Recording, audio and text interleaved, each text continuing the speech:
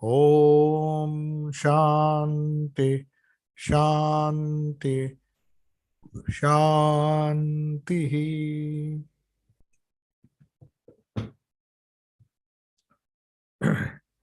So we were supposed to hold this class at Bharati Vidya Bhavan because of the traffic in London, we decided to cancel it or rather postpone it.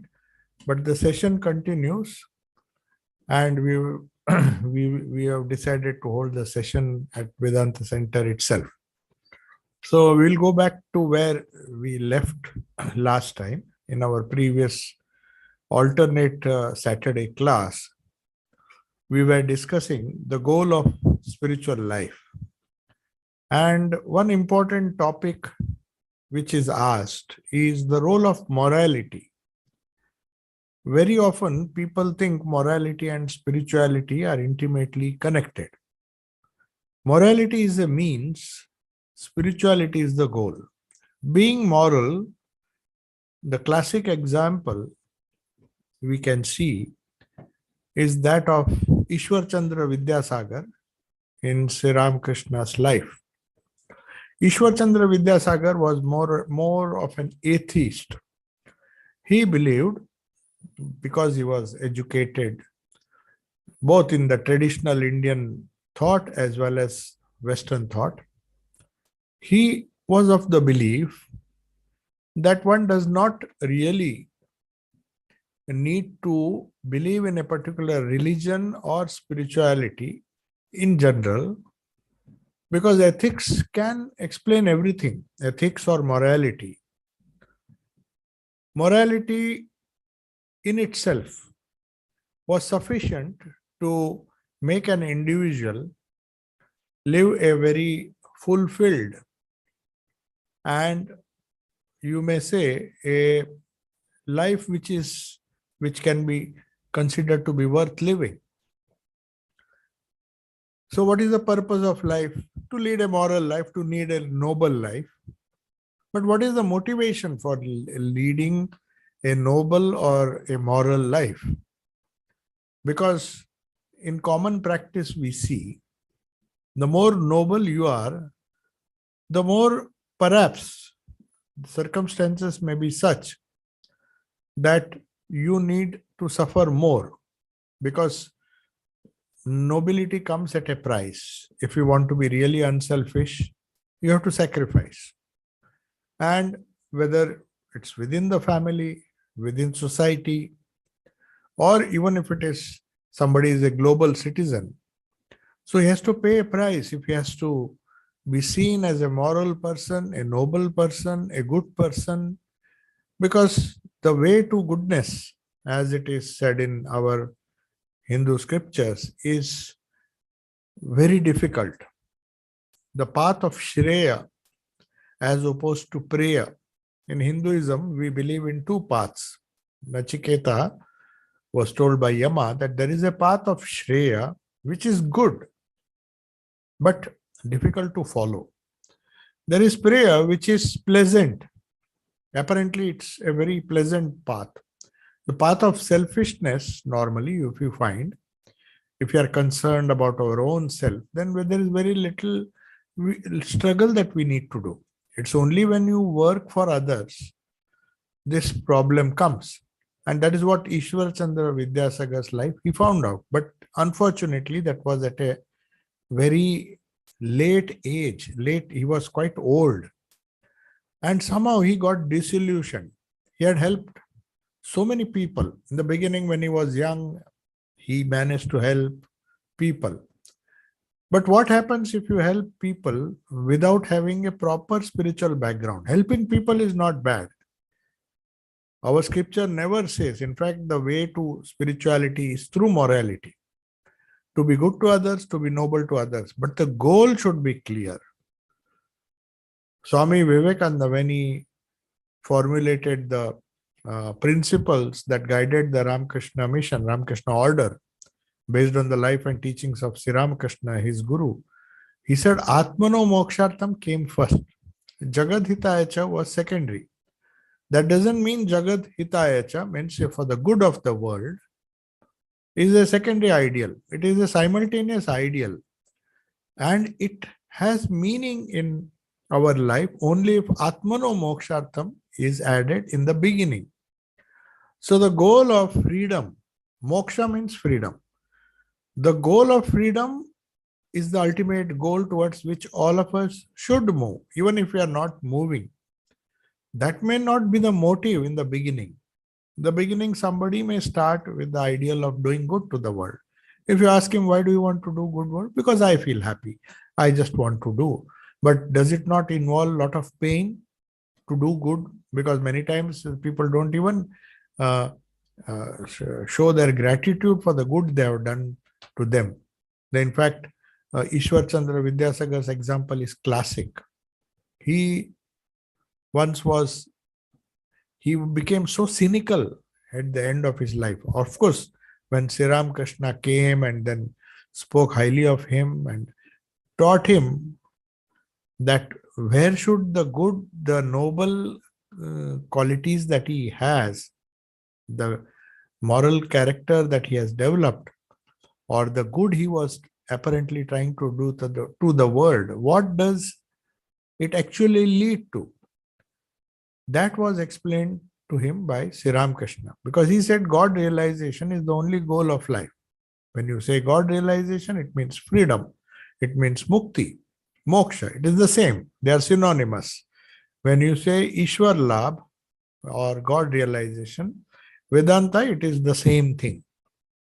But to convince Ishwar Chandra Vidyasagar, if you see the famous conversation in the Gospel, Ishwar Chandra Vidyasagar, there is a story, there is a saying about, there is enough evidence to show that Ishwar Chandra Vidyasagar, towards the end of his life, he became so cynical, in the sense he became upset because a large number of people whom he had helped financially or otherwise. He was a very, very great philanthropic person, very well known, highly educated, very well known in Calcutta, and nobody went away from him. Whenever whoever came for help, he would help them to whatever extent he could.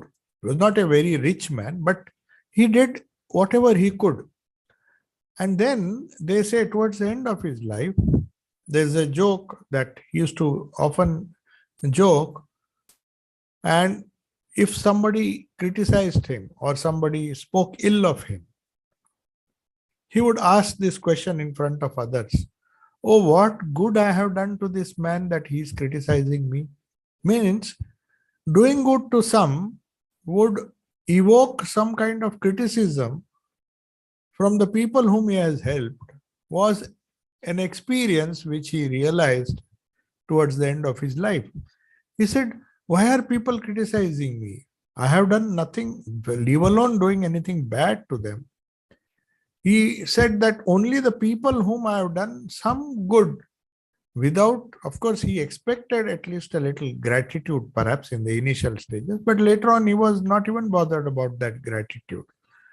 He said, okay, at least don't criticize. I mean, how could you criticize a person who has done good to you? So that was the type of attitude he had after years and years of practicing morality or noble conduct in life, unselfish attitude towards the world. Because that unselfishness was not grounded on a firm knowledge of the spiritual realities of life. What is life? What is the cosmos? Who is God? What is our relationship with God or reality? People may not accept the personal God, but what is our connection with the cosmos? What is spiritual life actually? What does it do? Does it change? How does it change our attitude? So, morality has to be redefined. And Vedanta says, since ours is a Vedantic approach to the science of human possibilities, when we want to discuss the possibility of leading an ethical, a pure, an unselfish life, useful for others, it cannot have any other motive than moksha. Or what do you mean by moksha? It is a connection, which we discussed last time, an attunement of the individual self to the self of the universe. We said there are the self of the universe. What do you mean by the self of the universe? At different levels, people will understand it differently. For a gross person, God is the Virat. Virat means the whole Prakriti. So scientists say, why do we have to believe in a God? This whole Prakriti, the whole nature, this beautiful cosmos, the stars, the planets, and the infinite nature that we see, is it not great enough? Can we not just worship nature and be quiet? Yes, at a gross level, it seems to be sufficient. But then does it answer all our questions? It doesn't, because our individual self has many layers, deeper layers of personality. We have a subtle body. We just don't have a gross body. Our gross needs and even the subtle needs can be fulfilled through worship of nature or Prakriti. We discussed this many times. But still, till the connection between the individual self to the supreme self at the causal level and even at the higher level, at the level of the supreme self of the universe, which is known as moksha, till that state, moksha means what? It doesn't mean, it just means that we get detached from this gross universe so that we attach ourselves to the supreme. That is the whole goal of life. So where does this morality come? I mean, what is the inspiration for us to be moral? We have to be moral just because we want to attune ourselves to the spiritual ideal. So when a spiritual person practices morality, the same thing what spiritual person does consciously, he does morality with the attitude of getting moksha, with the goal clear in his mind that my goal is not just to do good to the people. I will do good provided it removes all the bondage. And in the process of doing good, I become less and less attached to a selfish view of life. I become more and more unselfish for a large number of people. And ultimately, Jagad Hitayacha will lead me to Atmano Mokshartam. So my moksha is important. There's nothing selfish about it. My moksha doesn't mean it's a moksha, it's a natural tendency of the individual soul, attunement to the highest. So, moral life should be very close to spiritual life. It cannot stand on itself, which Ishwar Chandra Vidyasagar realized. And Sri Ramakrishna actually went to his house because he had heard of his philanthropic nature, his charity, and everybody. He was a famous person. You see, gross people appreciate only gross philanthropy. Oh, that person has donated such a big amount, or somebody has done some wonderful work day and night. They have worked for the welfare of others. But if that same person at the end of his life, he feels that I'm not getting what I deserve, people don't care for me, I did so much. If that complaint is there, then there is something wrong. And that is what Sri Ramakrishna went to Ishwar Chandra Vidyasagar for. He knew he is a genuine man. But if he just accepts that God realization or realizing one's true spiritual nature is the goal of life, not this, what I did was just for the purification of the mind, so that I go from the gross to the subtle, subtle to the more subtle, causal, and then finally be one with the Supreme Self. So, unselfishness, according to Swami Vivekananda, is a means. You don't become unselfish just for the sake of, because it is good. You know, there are people who said, I help everybody. They go on telling everyone that I keep on helping, either physically. But Sri Ramakrishna said, who are you to help? It is God's given gifts. Your privilege that you are able to help others.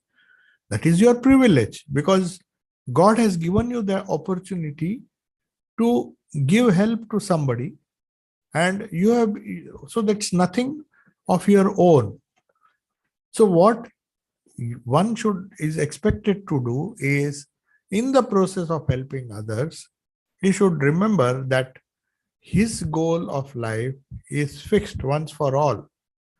Attunement, or trying to understand the relationship between the individual soul and the self of the universe, the soul of all souls. We call it the soul of all souls. So it is, but one thing is important. If spirituality, some people in the name of spirituality become selfish. That is also the other extreme. They'll say, okay, morality, our Hindu scriptures say morality has nothing to do with spirit. So why should I be moral? Why should I serve others? So the serving others is not just physically serving them. It can be giving some words of comfort through words or just through prayer. In a more subtle way, you can help more. As Swamiji said, a silent prayer for somebody can change him more than giving him some gifts. One can give gifts, but how long will it last? How long will it benefit the beneficiary? As long as the value of that particular gift, maybe he'll feel grateful, then he has to either throw it away, or maybe when it is of no longer of any use. So that is why again and again we have to remember this Swamiji's idea of different types of dana. We start with annadana. For many it comes as a surprise. For whom charity is the only good that they can do in the world. For people who just think donating money or donating annadana means giving of gross help. Because it is the most visible help. It is the most visible help that can be publicized. That I have given, I had a few $1 million I've given, I'm a great philanthropist. So annadana is no doubt good. It's better than gathering money and not spending. But is it the only help? Is there no higher help? Swamiji says, yes. After annadana comes vidyadana. Vidyadana is slightly superior because the gift of education, the gift of secular knowledge, to whomsoever a person gives, can use it. He can use it to earn his own living. So it's better than just giving some physical help. So Vidyadana is second in the stage. In fact, the whole idea behind the Ramakrishna Mission's activities are to form a graded approach to spiritual life. Swamiji knew that all are not capable of giving the highest gift, that is the gift of Adhyatma Jnana. So what should we do? We do the next. If possible, give. There is Pranadana in between which he has added. Because you see, right in the beginning of the Ramakrishna order, they actually began with Pranadana. The plague and all the medical activities of the Ramakrishna mission, they began first. Educational activities began afterwards, you may say, because though Swamiji was very keen on educational activity, service, we don't call it activities, we call it educational service. So when we complete the 125 years of Ramakrishna mission, if you see most of the seva, that is the service activities of Ramakrishna mission, serving God in man, have begun with medical service. Because in those days, because we were an extremely, we were impoverished, first somebody has to survive. Prana is more important than knowledge or food. Because if prana goes, if the health, if the person dies, then what's the use? So Pranadana, according to Swamiji, is slightly higher than Vidyadana, because after his life is saved, then he can be given Vidya, he can be given food, everything can be given provided he lives. So Pranadana is the third stage, and above that is Adhyatma Jnana, because someday or the other, when he has enough things, if his stomach is full, comparatively full, he has managed to earn his own living, is not dependent on others, and he is more or less healthy, or he can take care of his health, physical health, mental health, then comes a stage when he will have that spiritual hunger. It will have to come sooner or later to everybody. At that time, Adhyatma Jnana helps him to solve the problem forever. So, through moral life, we Swami Vivekananda made that scheme when he knew that all the people who come as volunteers, who come as even monastics, when they come, all of them are not, or even at a later stage, all of them are not able to, but they have to do some dana or the other to enhance their own spiritual life. To enhance their own spiritual life, let them begin at any level they like. Whether it is volunteers, whether even they are employees. Many of our hospitals, employees just don't work for money. They work for money, obviously, because that is their job. Even if they're employed, if they are dedicated to the ideal, they try to give something other than the service that they are supposed to impart or give because of the salary they are paid. So if that is one way. So Swami Vivekananda knew that there will be a category of people who are so busy with worldly life that they can at the most donate money. So they give money. He said, we don't know, we don't have the time, we are so busy earning money, we don't even have time for spiritual life. Okay, we'll start with Annadana. Give relief materials to who underprivileged, who need them just to survive, or give medicines to those who are dying, who cannot afford medicines. So Annadana, Vidyadana, education in all our educational institutions. And then we come to Pranadana. And after having done that, when we come to seekers, that will always be a minority. Most of the people will be happy if you see the large crowd that comes to Ramakrishna Mission, either as beneficiaries or even as casual visitors. They have no relationship other than maybe if he's a donor, if he has a lot of money, give the money, okay, just see it is used. They're happy that if their money is used, they have their own idea of charity, then they go away. That is a class of devotees. Then there are slightly higher who said, no, I want to purify myself, so I'll give some seva. So I'll give Vidyadana either through education, or I can give Pranadana, work in these things.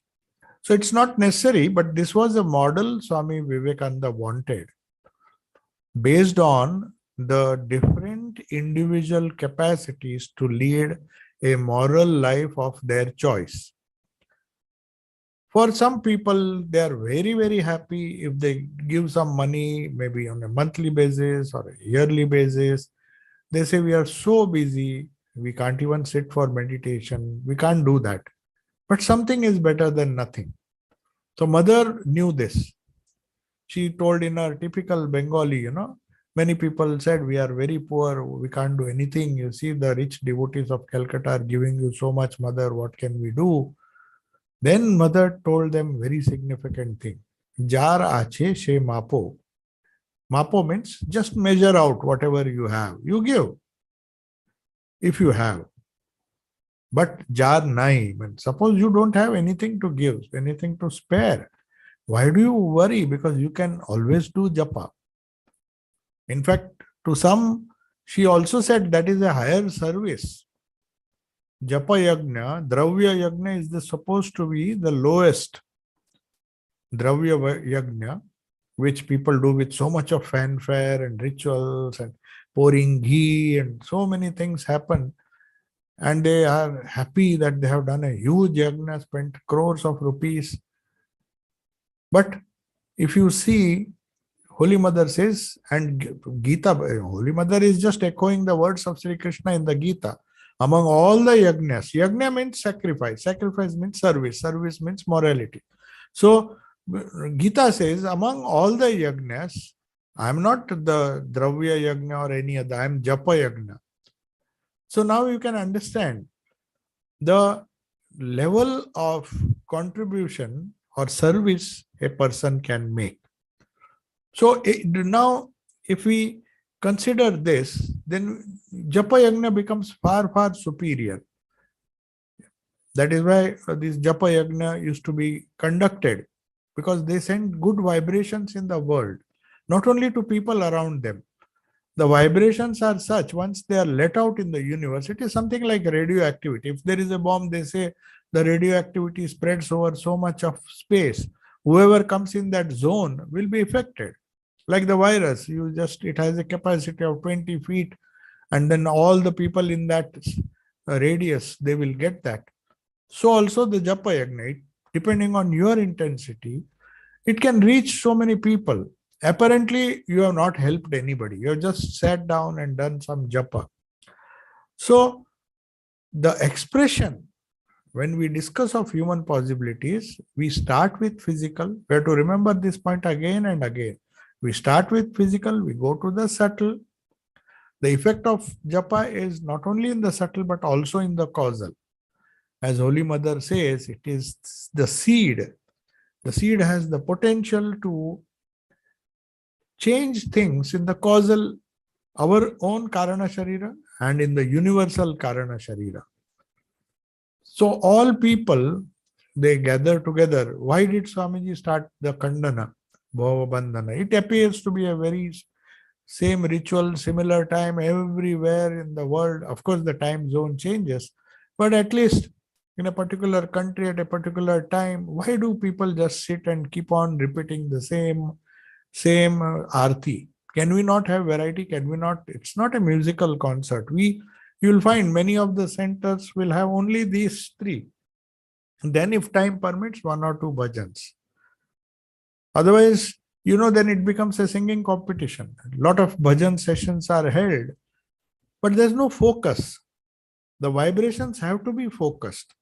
If you are just singing for the tune, for the music, then you can have musical concerts. No doubt it is good. It brings a kind of peace in somebody's mind, but its effect is less. Because very often in the desire to sing lot of bhajans, newer compositions, the essence is lost. That is why Swamiji had to restrict, though he never liked to restrict human being. He wanted everybody to be free, express his divinity in his own way. But he knew that after he goes away, the organization needs some kind of regimentation. So he said, okay, I will compose Khandana. In fact, it is so surprising that somebody pointed out to me that he is a great Krishna devotee. He said, Swamiji, your arti, each arti which is popularly sung for different deities, very clearly mentions, if it is Ganesha's arti, the word Ganesha will come. If it is Krishna's arti, the word Krishna has to come. There are different artis for Rama, Devi, everybody. There is a fixed arti or vesper. Very popular they are. Most of them are common. Sometimes they are sung in the south. Some hymns are sung in the north of India. There may be different artis, but every arti will have the name of their deity in that. So when you say Ganesha's arti, then the name Ganesha will come again and again. Vigna, Vinashaka, or whatever names he has. But this devotee asked me, can I say Khandana for my Krishna?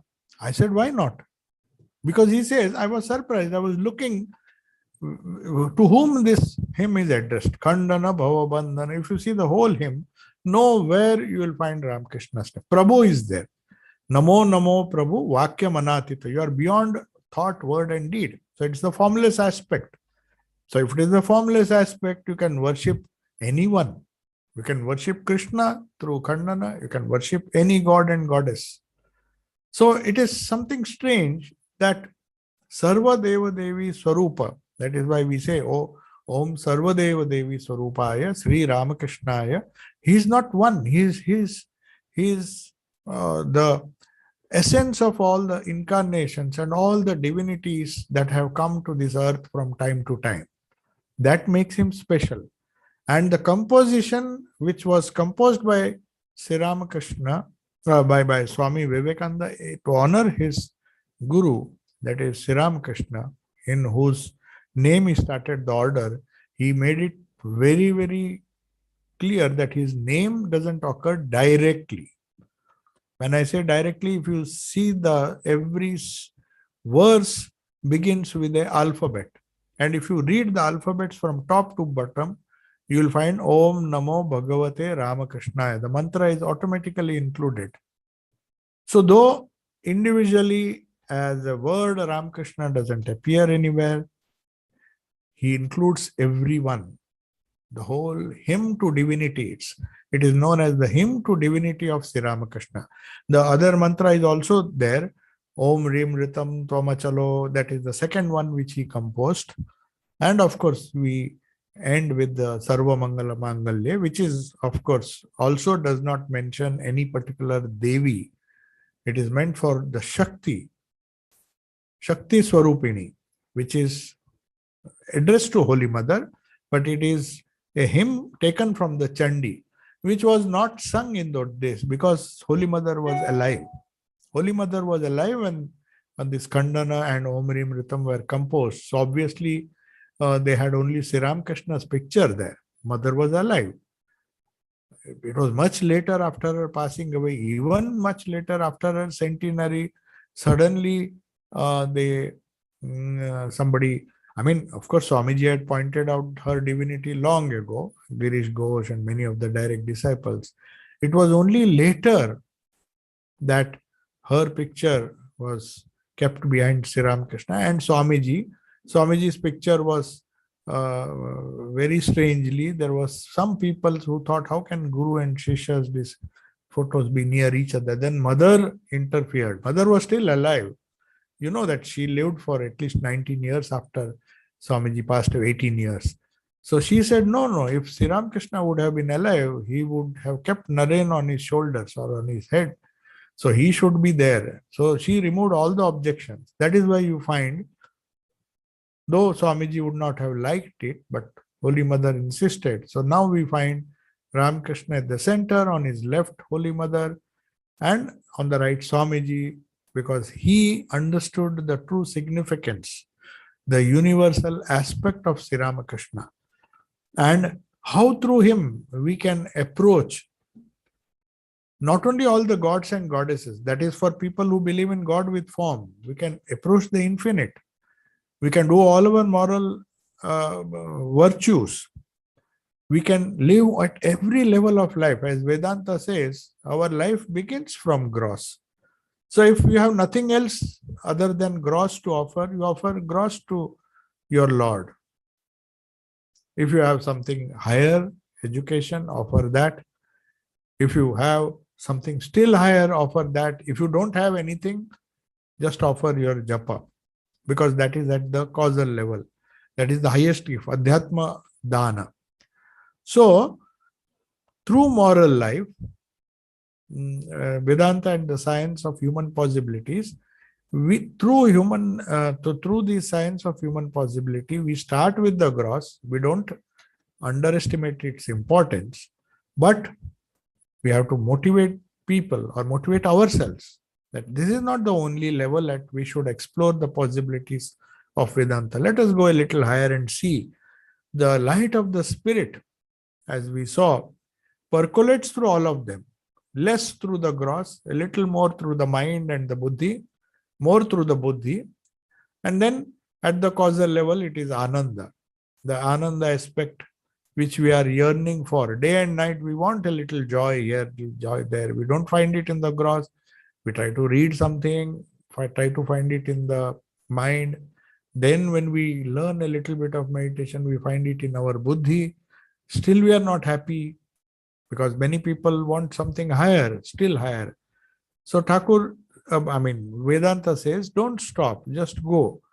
So the wisdom, the freedom and the strength goes from gross to subtle, and the joy that is within shines upon the intellectual and aesthetic planes.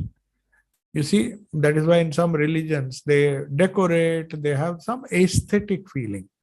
They want to express, they want to give the best, their aesthetic talents they have, whether it is decoration, whether it is singing. They want to express that divinity to their Lord or to their God whom they worship through the aesthetic plane, which is slightly higher than the gross. Some people are happy with all flowers and other things. That's why you find in most of the temples, people, though you may tell them that is very gross, but they'll say, no, for us, that is enough. We are very happy if we see our Lord, 100 Shringara, they call it Shringara because we love Shringara. We love to deck ourselves with the ornaments and flowers and all sorts of dresses. We think, as Thakur very rightly said, we think they also like, the gods also like. So what is good for us, God must be given much better. That is why we spend thousands and thousands of rupees putting gold ornaments, because we like gold, we think. But Sri Ramakrishna came to show that no doubt you begin with that because you love your gold dearly. Maybe you give a little gold to God, but your Lord is the Lord of the universe. He gave a nice thrashing to Mathur Babu, who said these costly ornaments were stolen. Could not God prevent that Radha Krishna temple somebody stole? It's a golden object. Obviously, it will be stolen. So when he complained, he said, God should have, he said, do you think your God cares for all this? He is the owner of the universe and you are giving a few nuggets of gold to him. So that capacity, without criticizing these lower manifestations of morality, Sri Ramakrishna or Vedanta says, just see that your buddhi is always refined by spiritual practices. The right understanding, till it does not develop, till your buddhi doesn't tell you what to do, what not to do, the insight doesn't grow. It's moral training. Only purpose it serves is it removes all the kachara or the dirt, and the self within shines. So whatever we do as an offering, whatever level, whatever human possibilities that we want to explore, starting with the physical, aesthetic, intellectual, people slowly come to a conclusion that plain living and high thinking. It's a British proverb, plain living and high thinking. But it was understood. That is why the greatest respect was given to those who live plain lives. Higher thinking is only possible if you spend less time in the things of the world. So plain living, high thinking, though it is a moral proverb in the West, it has been understood in the East as a necessity, or maybe the plainer your life, you will see the more respect you get. If you see, the Kshatriyas were full of wealth, Vaishya, Kshatriyas and all. But on the other end, if you see, the Brahmins were really happy with very little. So normally the word poor is associated with Brahmins, though they are full of spiritual wealth. Poor in the worldly sense, but spiritual, not in the spiritual sense. Spiritually, they are rich. So to be rich spiritually, one need not be physically poor, but poverty, voluntary poverty helps. Voluntary poverty means not actually making the life uncomplicated and simple at the gross level will give us more time at the subtle level. That's the simple logic behind it. It's not that we don't want to explore the possibility at the gross level. It is only when we explore the possibility at higher level, we will tend to neglect. It's not that we hate wealth or anything. We don't hate wealth or wealthy people, because we found something more interesting. We are running after that, and let others do whatever they like. It's not a negative way of hating people who live the gross. That cannot be, because that is the way nature is built. All can't be spiritual, all will never become spiritual. Somebody will be graduating from, like you can't expect everybody to be in the post-graduation. There will be somebody who's coming into the kindergarten to be promoted. So the more a person, the conclusion of this whole discussion today is that the more the person identifies with the gross physical body, the less moral he is. So people want a very clear definition of what morality is. So in simple words, the more he identifies, now he has to judge for himself how much of the physical he can, he can indulge in, or he can. Definitely, there are bodily necessities.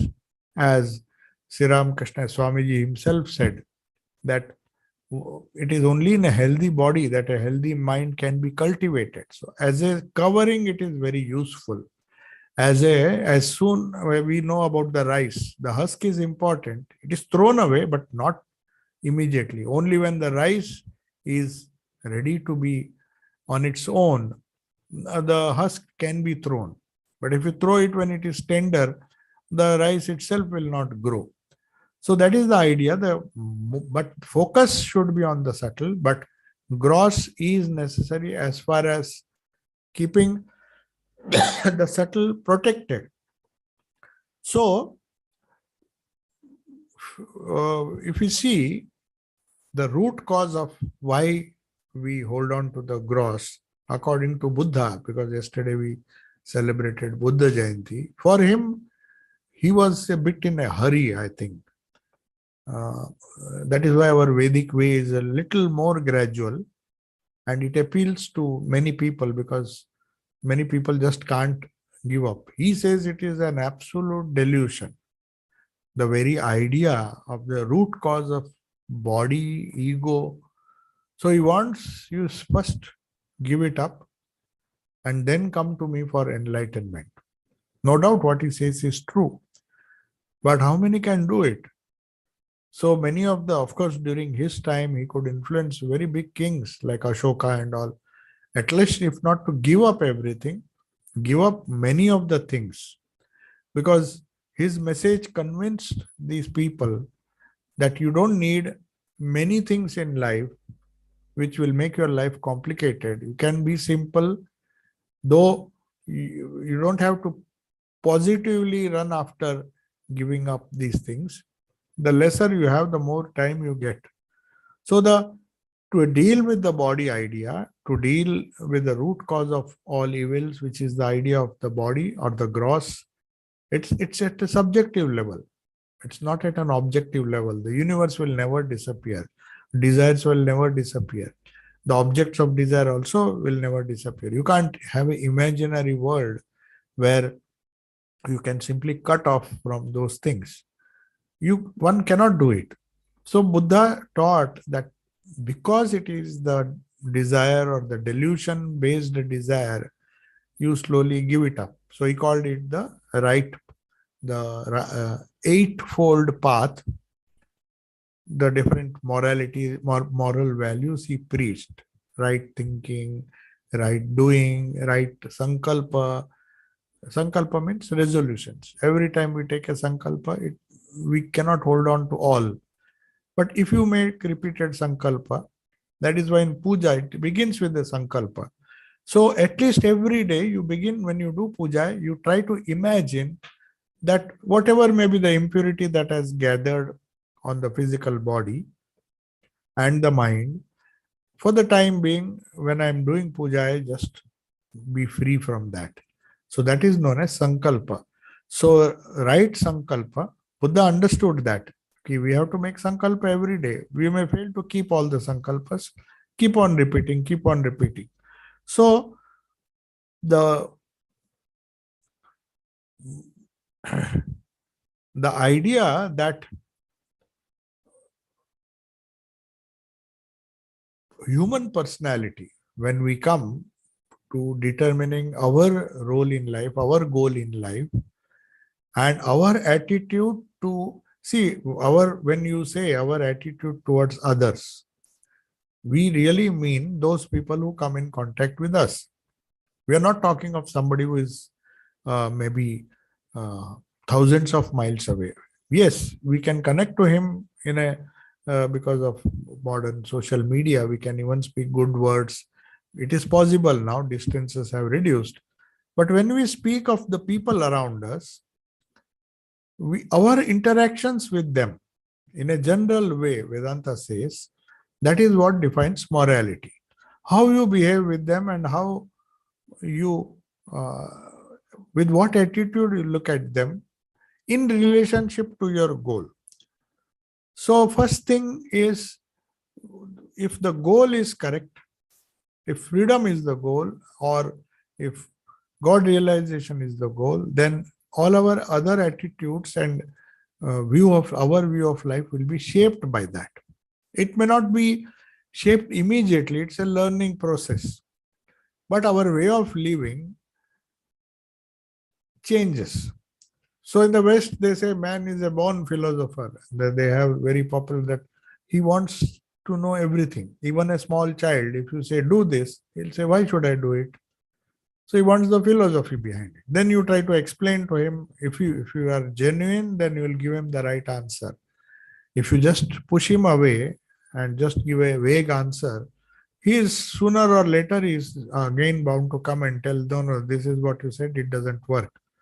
So everyone is born with his own philosophy, or born philosopher, as they say. But finally, everyone lives according to his own philosophy. You see, no two people will have the same philosophy. They may follow the same Vedanta, they may follow the same ideals of Sri Ramakrishna or ideals of Swamiji. So that's why when Swamiji was confronted, or maybe many disciples came together, some of them had some ideas, some of them had some other ideas, and there was a clash. They came to Swamiji and they wanted him to resolve. He said, each one follow in your own way. Why should you follow his?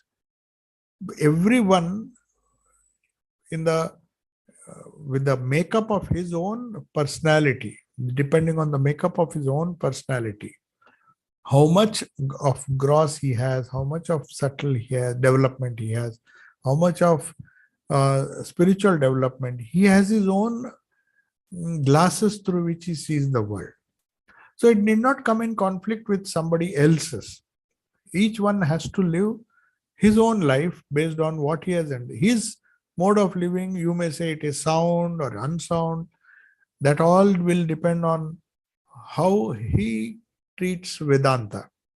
How much of Vedanta he has understood, or even if he has understood, how much of Vedanta can he possibly practice in his own life.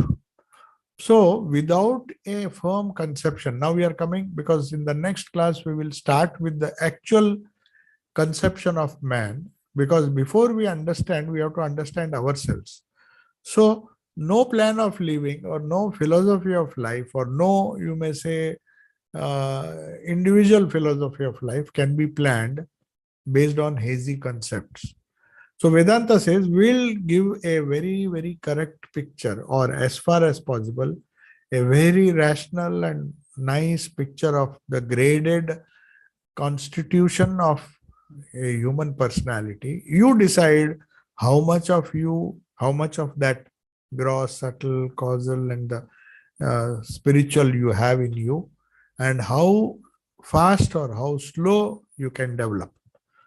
So when we say that every human being is very, very familiar with the physical, and that is the question which everybody, even the lowest person who is struggling to understand what is spirituality, at least one thing he has to accept, that this body is not going to last eternally. So it comes to the question of death. That is how religion began, and that is how we will analyze. The next chapter deals with Sthula Sukshma in great detail. Why the scriptures are again and again telling you this Sthula body, and what is the connection between Sthula and Sukshma, what is the connection between Sukshma and Karana Sharira, and what is the connection between the body when it is divided into 5 parts, the Annamaya Kosha, Pranamaya Kosha, Manomaya Kosha, Vijnanamaya Kosha. Because a proper understanding will tell us, I answer some basic questions, that when you talk of death, you have to define clearly what do you mean by death. Just as in medical terminology, they say if you are brain dead for 2 hours, 4 hours, it keeps on changing. They have to define, otherwise they can't take a decision and declare that a person is dead. So when you come to the physical body, when we say an end of individual, we should not be casual. We should be very particular. Oh, you say death. By death, do you mean the end of the physical body? Okay. So what happens to the subtle body? And where does it go? If at all it goes somewhere, or does it just get merged into the atmosphere and nothing is remaining, nothing remains, like some of the materialists may believe? That no, it's just like a flame. That is the argument given. As long as it burns, fine. You just blow it off, it's finished. What remains? Nothing. Only the candle remains, but the flame is gone. So life is something like that. It's like a flame. It's burning now. If it is gone, it's gone. Why do you worry about it? Why should we all worry? But it's not so easy. People still have that desire to live eternally, even in the physical body. That's why these pharaohs, Egyptian pharaohs, they kept all these their things. They said, no, after we die, we should be mummified, and the mummy should be kept with all the things that are dear to us. All these physical things we want to enjoy. So that idea of eternality doesn't go. It is very easy to say it's like a flame. I'm ready. Just one day, the flame will just go off. Somebody will come and blow it off, or maybe some divine power or Prakriti will blow it off, and I'm gone. If I am gone, that is fine, but I won't go so easily. Vedanta says the subtle body will come back because it has not fulfilled the goal. It will come back, assume another body. So if these ideas are clear, there will be neither pessimism nor unnecessary optimism. You see, people are optimistic because they don't think about death. And if you constantly think of death and keep on worrying, then that is pessimism. So Vedanta says you don't have to be a pessimist, or you don't be a very, very brave optimist saying that everything is fine. Just wish away all the problems. It doesn't. The Charvakas tried to do that. They were allowed to preach. They said, what does it matter?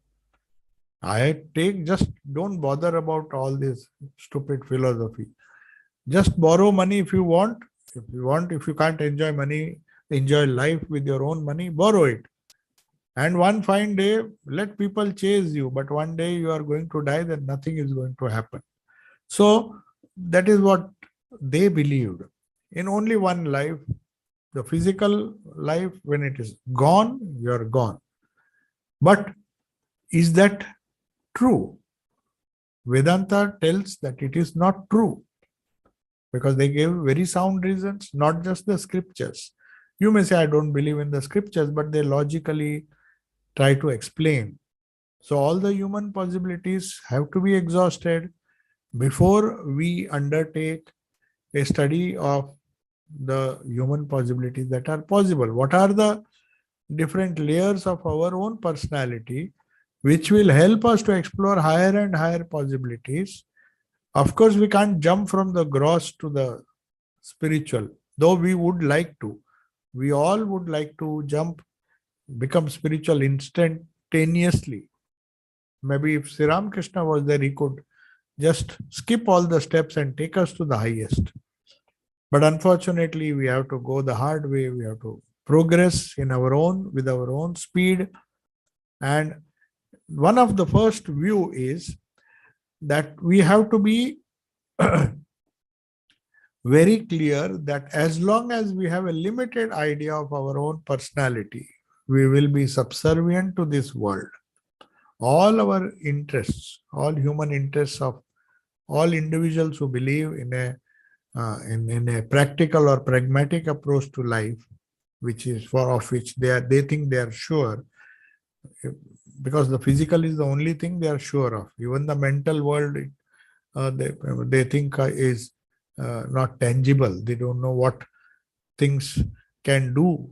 Not taking care of the mind, or how much harm it can do, they don't even estimate. But they estimate, if I lose this much money, what will happen? If I don't have this much savings, what will happen? People are very clever at that. So even if a person is very, very clever at the gross level, till the delusion is there, till he is completely aware of all the other higher possibilities. Vedanta doesn't say or deny the gross world.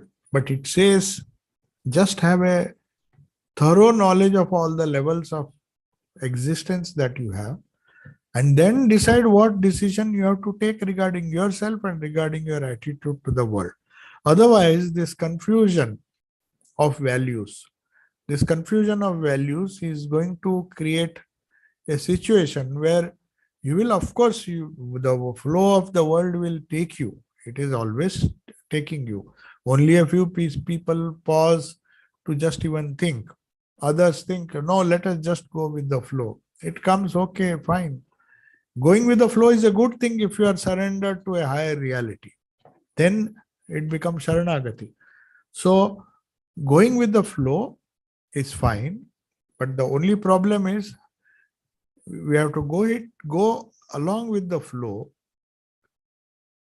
and align our will, attune our will to the higher will, which is the challenge of human life. So the whole goal, as Sri Ramakrishna pointed out, know who you are, know who I am, and you have to know the relationship between us. What he meant was know what you are as an individual in your own, in the best way you can. Know who God is, to whom you are surrendering. Know who he is, try to know who he is, and then establish a relationship between him and you. That is the safest and the surest way to spiritual progress, and also to explore all the possibilities which Vedanta puts before us. Vedanta says, don't just be satisfied with whatever achievements you have made in the material plane. There are far higher levels where you will get more and more joy. Try to explain that. So we will conclude now. If there is any question, you can just type. Somebody else, Gaurav, is actually handling the. I am not able to see your questions, but if there are some questions, quickly you can ask one or two, because we have. Somebody has asked Yeah. Swamiji, when we talk about dana, the idea of doing good for others, it is for others, not self. So it's for others. But japa we do for ourselves. How come japa is higher from dana? Yeah. The question, I'm repeating the question. So the computer was with Gaurav. So somebody has typed in the chat. No. So the question was, dana, we understand the different danas, giving money, giving knowledge, it's for others. Whereas japa is for ourselves. So how can it be dana? You see, that is a wrong idea. That is a completely wrong idea. Even you see the food that you donate, even that is not fully for others. Suppose we give it with a some kind of desire to get some gratitude or some kind of return. I'll give you now and I expect you to help me later. Then also it is not just for others. It is for our own sake we are giving. That is one aspect of it. Similarly, knowledge. Parents say, why do they educate their children? Very normally I'm talking. It's not that many parents are very unselfish. They expect that a good education, a good upbringing, in future, it's kind of insurance policy. These children will look after us. So though we may say we are very unselfish in giving things to others, there is a little element of selfishness. So also with spiritual practices. Initially, you may begin, oh, I want to do japa because I want to. But if you see the spiritual tradition, if one has been initiated through a traditional approach to japa, japa is just to be the fruits of the japa. After the end of every japa is to be given to the Lord. That is the dana, that is the biggest dana. We have to do all the japa and say, oh Lord, today I could do only this much. But whatever I have done, even puja, we never do it for ourselves. It's a wrong idea. We have to do it for others and offer the fruits of that to the entire world. But in the process, that is the subtle point to understand here.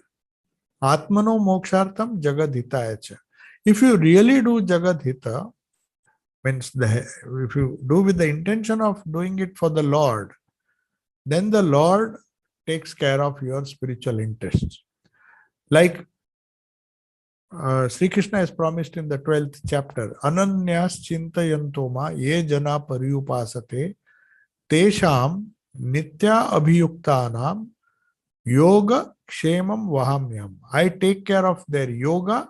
Yoga means spiritual progress or getting what they don't have, and kshema means preserving what they already have.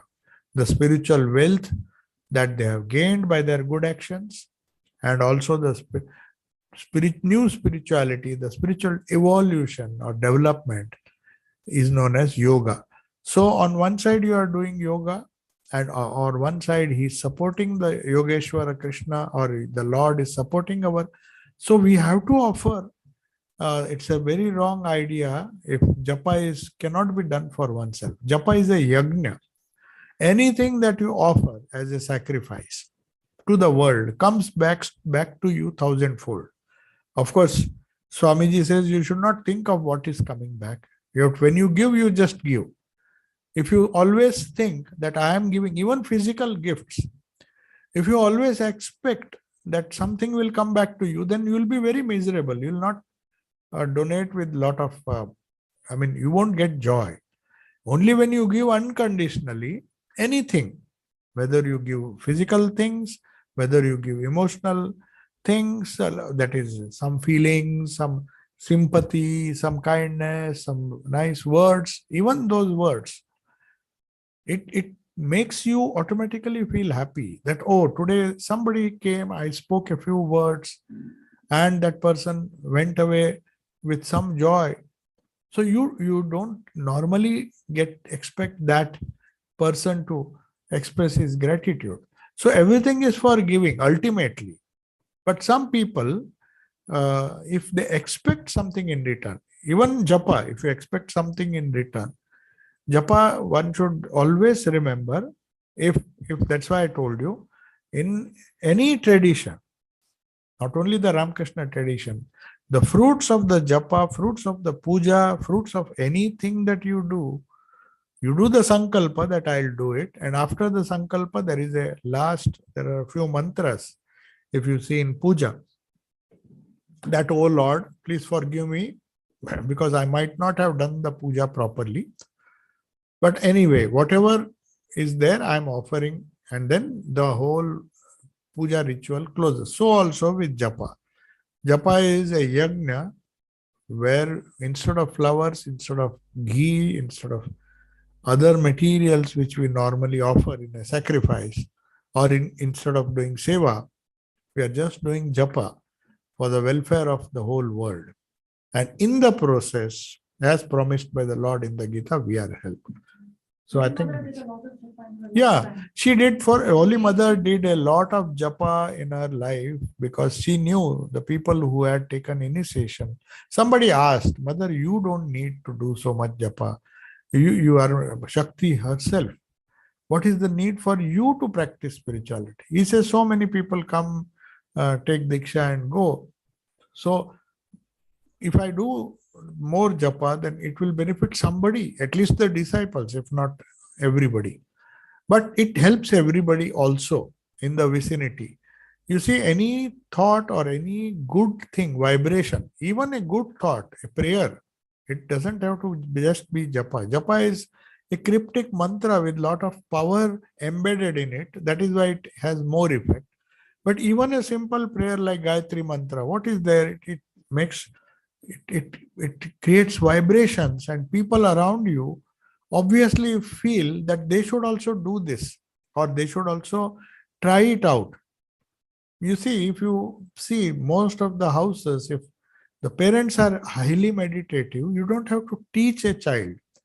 You can't say you meditate and we will, you have to learn meditation, you have to sit here. No, if you just meditate, few days the child will observe, later on he will do. So even japa is for the welfare of the world, but in the process, you have to learn that secret, that whatever you give out, you, as the Lord promises, you get thousandfold. But Swamiji says, don't think of it. Just go on doing. So Buddha, that is why he said, just go on doing good to the world. If somebody asked him why, he said, don't think of it, just go on doing good. And ultimately you will find that you have reached a stage by the blessings of all those people, directly or indirectly, whom you have helped or for whom you have prayed. Their prayers come and elevate you to the level of Buddha. So Karma Yoga, as they say, is one way where you give. So Japa is also a type of Karma Yoga. Okay. There is a second question. What is the role of vasanas in mental health? Okay, this is another question. What is the role of vasanas? First of all, you have to know what vasana is. Vasana is a desire. It's loosely translated as desire. So as all of you know, there are samskaras, the impressions of our past actions attached with emotions. So if some action has been done in a very detached way, then it doesn't create a vasana. A vasana is created when it has been done with a lot of emotion or attachment to that. So the impact of vasanas is that if it is just a thought without any emotion, no emotion sticking to it, then it is easier to handle. But if the emotion is attached to that thought, then its potency becomes more. And these vasanas make it difficult because on one hand, you are dealing with the thought, on the other hand, you are dealing with the emotion. So both come together and they come with double force. The only difference between a plain thought, it may be an evil thought, but if it is without emotion, you'll just watch that thought and just let it disappear. But a thought or a vasana or a tendency, which is because of your emotional connection with that thought, that creates a little more difficulty to handle in the time of meditation. So that is the answer, perhaps, that in meditation, when just thoughts come, you can brush them away. But if it's a vasana, it takes a little more. That is why you have to repeat. In spite of vasanas are going to come. Nobody is free from vasanas because nobody is free from emotion. So you have to be careful when not to mix emotions too much with the thought. Thoughts can come. You can't prevent thoughts from coming. We don't even know from where they spring up. But there's no reason why we should attach emotion to that. It's only when you attach emotion, klesha, they call it klesha in Patanjali. Once the klesha gets attached, then they become more powerful and difficult to get rid of. Okay, there are no more questions, so we'll take your leave. Om Shanti Shanti Shanti Harihi Om Tat Sat Shri Ramakrishna Arpanamastu. So tomorrow the class, as usual, at 4:30 is on Gospel, or I think Great Master we discussed last time. It will be the Gospel of Syrup. Anyway, it will be informed. And end the session. Read.